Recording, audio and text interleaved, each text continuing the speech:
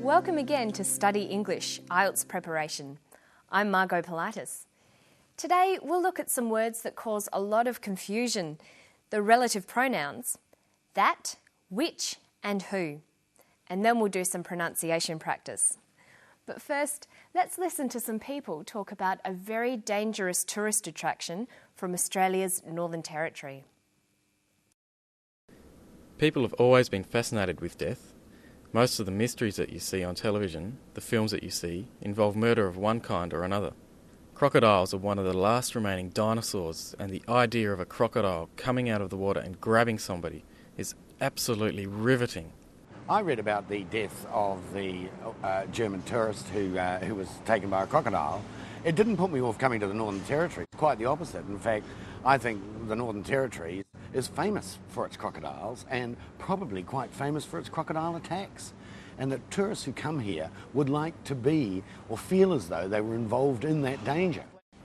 Tourists want to have a story to take home. And if they can say that they were in the Northern Territory where the German tourist was taken by the croc, then it adds to their own adventure. So he thinks people may actually be attracted to the Northern Territory because of the dangerous crocodiles. But now we're going to leave the crocodiles and talk about something else that can be dangerous. The relative pronouns who, which and that. Listen for some relative pronouns here. People have always been fascinated with death.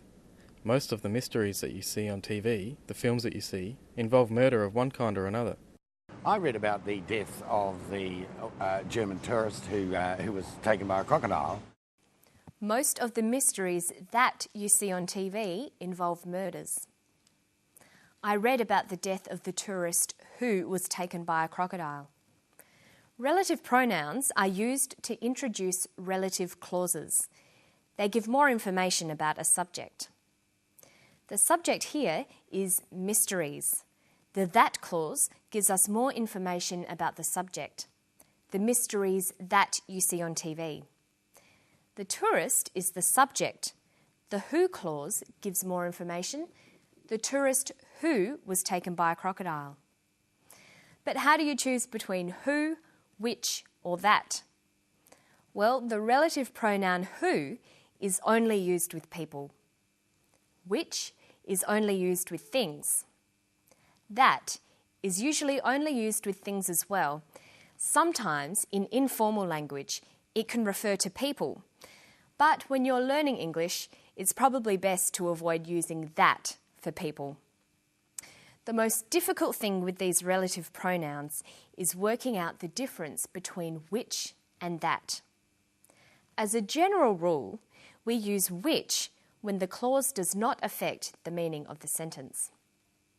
A which clause just gives us extra information. It can be left out of a sentence, and the sentence still has the same meaning. When which is used in this type of clause, we put commas around it. The hat, comma, which is on the bed, comma, is new.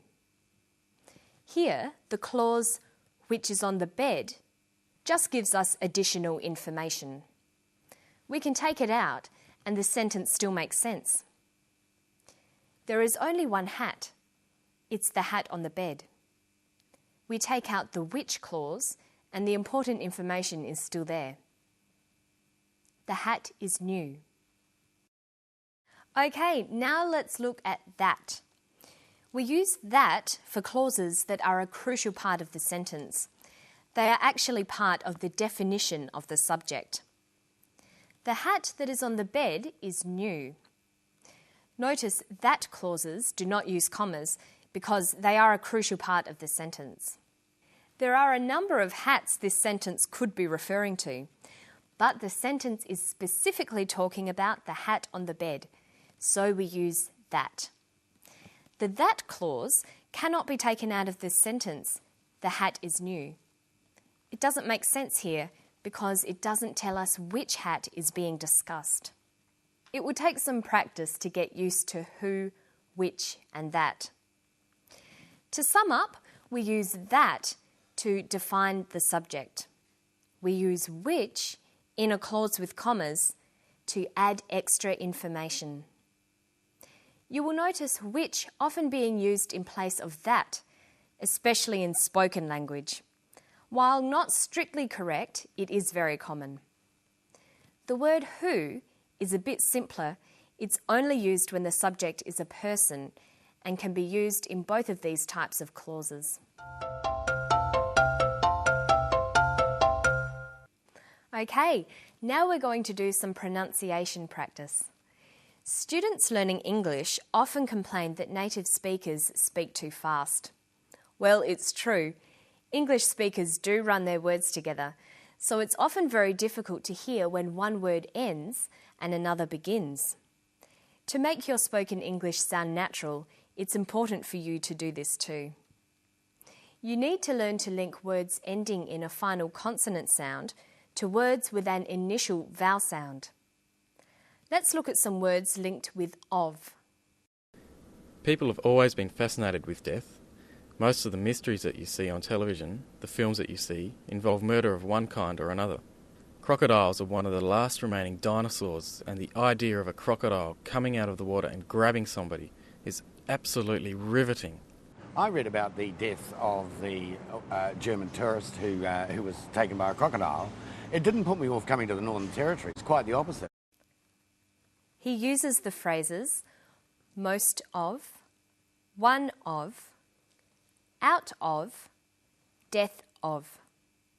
But in sentences, these phrases will usually become linked together. Most of, most of. One of, one of. Out of, out of. Death of, death of.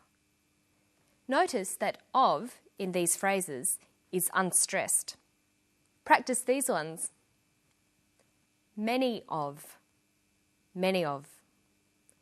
Most of, most of. One of, one of. Several of, several of. Listen to the differences when I read these sentences in a natural, conversational way. One of my best friends lives here. One of my best friends lives here. Many of the trees have died. Many of the trees have died. I enjoy most of her songs. I enjoy most of her songs. People have always been fascinated with death. Crocodiles are one of the last remaining dinosaurs, and the idea of a crocodile coming out of the water and grabbing somebody is absolutely riveting. He says people have always been fascinated with death. People have always. Notice how in conversation we link the final consonant sound v with the initial vowel sound or. Have always. Crocodiles are. Crocodiles are. Is absolutely. Is absolutely. Okay, now let's try these sentences. She is always studying hard. She is always studying hard. They aren't scared by crocodiles. They aren't scared by crocodiles. So make sure you practice words in phrases and sentences. That way you'll get used to linking your words and your spoken English will sound more natural. And don't forget to listen to native speakers as much as you can and try to copy them, even if they do speak fast. And that's all for today. I'll see you next time on Study English. Bye-bye.